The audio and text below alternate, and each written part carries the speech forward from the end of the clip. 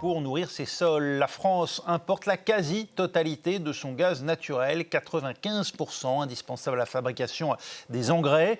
Alors que le blocage du détroit d'Ormuz fait craindre une flambée des prix de l'ordre de 31% d'ici 2026, d'après la Banque mondiale, des solutions locales existent déjà.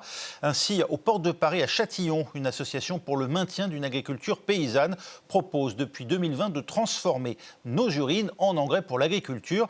Un geste écologique qui est aussi un enjeu de souveraineté. Reportage signé Lucie Millet et Suzy Fichot.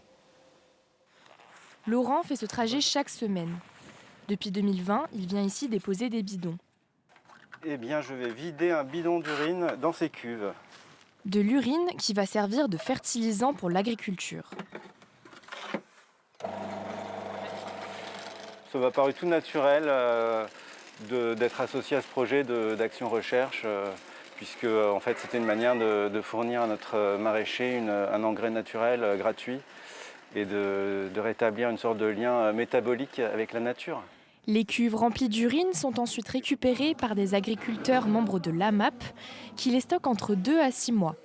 Une durée préconisée par l'Organisation mondiale de la santé pour éliminer les potentiels pathogènes. Ce projet de valorisation de l'urine a été coordonné par Louise Raguet, membre du programme de recherche Okapi.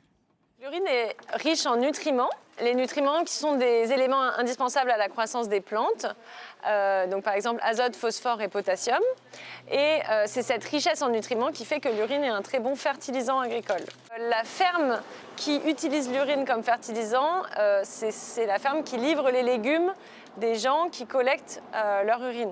On a récupéré 300 litres à peu près tous les mois depuis début 2024. Donc ça commence à faire pas mal. À l'École nationale des ponts et chaussées, Corentin Eschenbrenner, chercheur, teste dans son laboratoire d'autres procédés pour filtrer l'urine.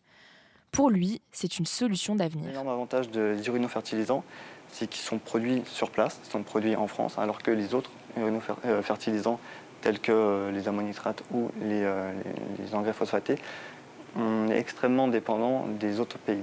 Donc, par exemple, pour les ammonitrates, on va soit les importer de Russie, des États-Unis ou du Moyen-Orient, ou alors on va utiliser du gaz provenant de ces pays-là pour produire en France ces engrais. Donc en France, on est extrêmement dépendant des autres pays. L'urine d'une seule personne suffirait à fertiliser 500 mètres carrés de culture. Avec ce système de collecte des urines, pas de chasse d'eau. Une économie importante puisque les toilettes représentent à elles seules 20% de la consommation d'eau des foyers. Mais pour que cette ressource s'impose vraiment, encore faut-il accompagner agriculteurs et citoyens dans son utilisation.